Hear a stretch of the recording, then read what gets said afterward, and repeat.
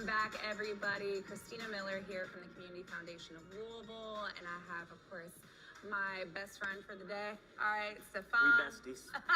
We be besties already. And for our nonprofit spotlight, we are actually featuring Asia Institute Crane House. Joel and I have known each other for, a minute now, especially within our work together, supporting queer rights here in our community. So super excited to have you on, friend. Kelsey, love to have you on too, girl.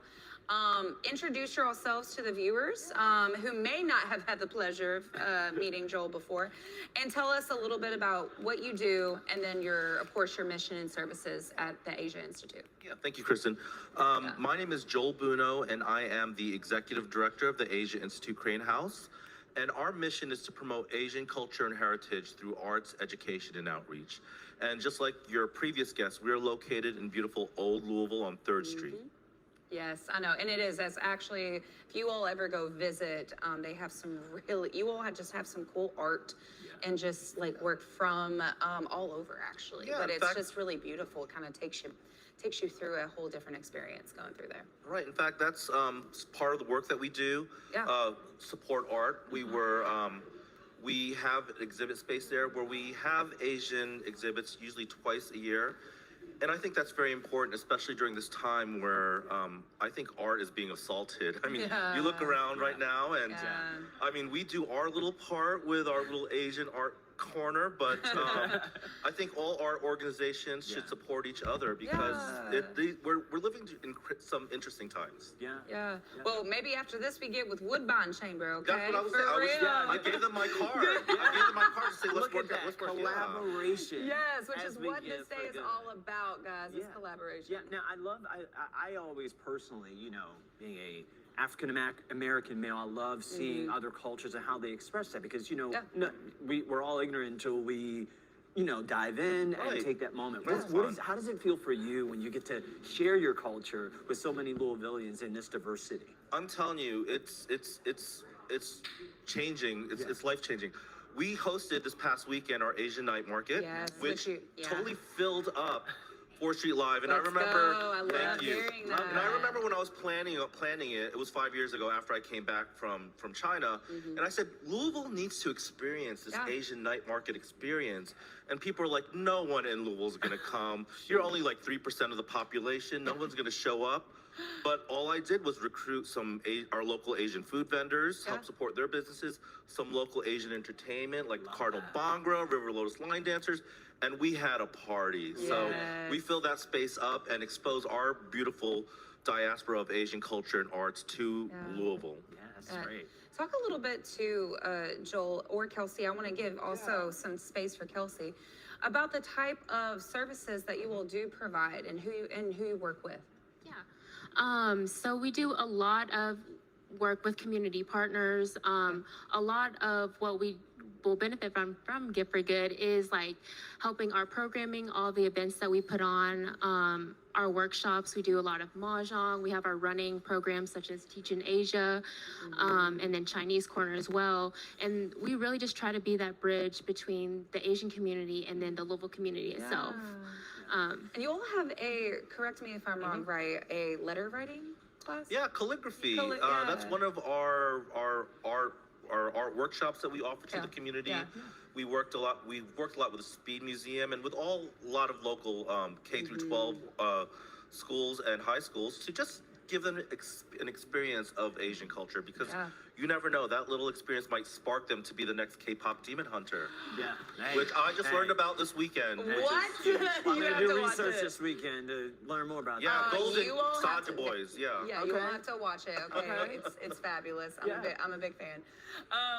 No, I actually, when I was in high school, I took a multicultural studies class, and that, when you talk about like, and I come from Meade County, small rural town, Kentucky, okay? But I bet you there's some Asians that live there. Right, no, there are.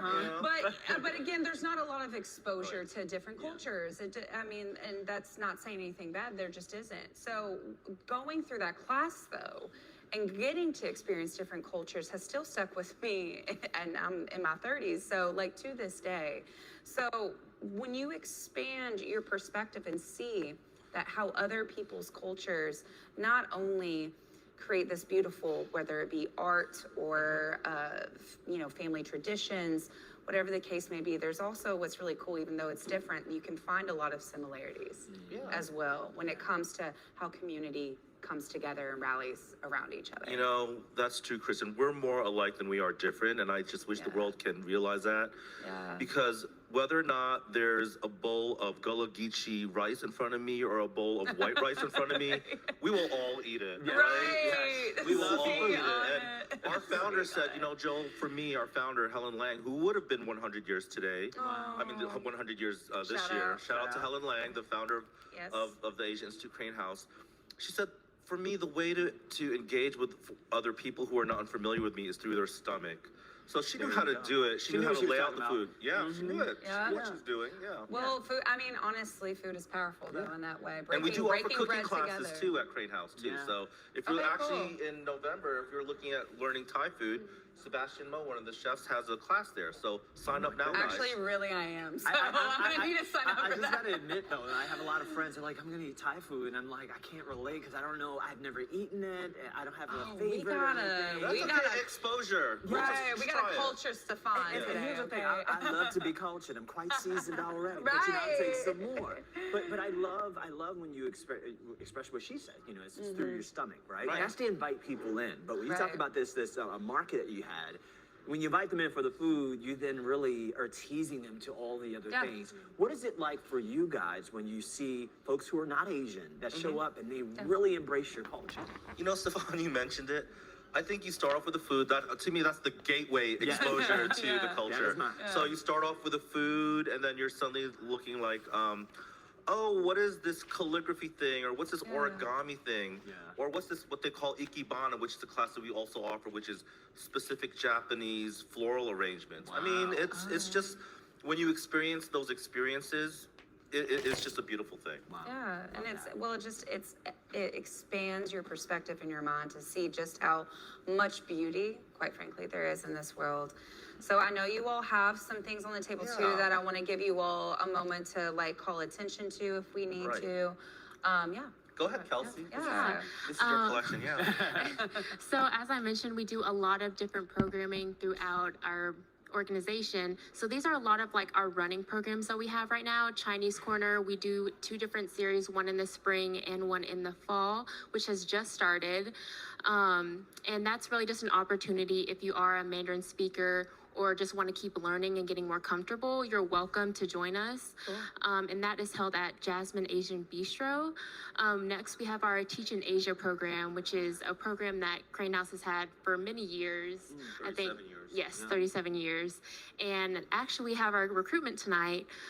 So that's just an informational session. We collaborate with different sites in Asia, and we send teachers here in Kentucky, and they're able to teach the children in Asia English. Cool. Which is a once in a lifetime opportunity for a lot of teachers here who may not have that. And next we just have like our Mahjong workshops, which is a series that we've kind of established now. A lot of people have grown interested in learning Mahjong. And so we listen to everybody's requests, and now we have that to offer as well. I love Wow, Mahjong. that's awesome. Yeah, like I said, we're not that different from everyone. Food and gambling, you know, that's Kentucky. Yeah.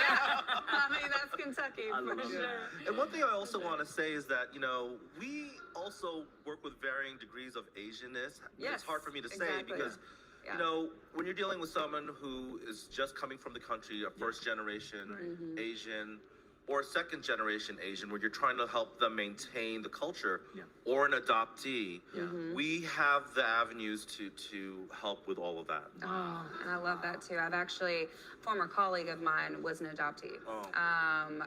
She's from Korea originally. So that watching, shout out Katie. I don't know if Katie, you're shout- watching. Annyeonghaseyo, Katie. Hey, but watching her reconnect to her culture has been honestly really beautiful. So there's something to be said about that as well. I guys love it. Love having the Asia Institute Crane House on the live stream today. Make sure you can donate to them right now at giveforgoodlouisville.org. Go support these amazing programs and then come to them as well. So if you're a Yes. teacher and you're interested in maybe doing some travel, okay, and switching it up, They have an orientation and recruitment tonight at 6 p.m. Wow. Go donate today. Thank you, Joel. Thank you, Kelsey. Stefan. Yeah, Thank you, thank you, Kristen. Joel.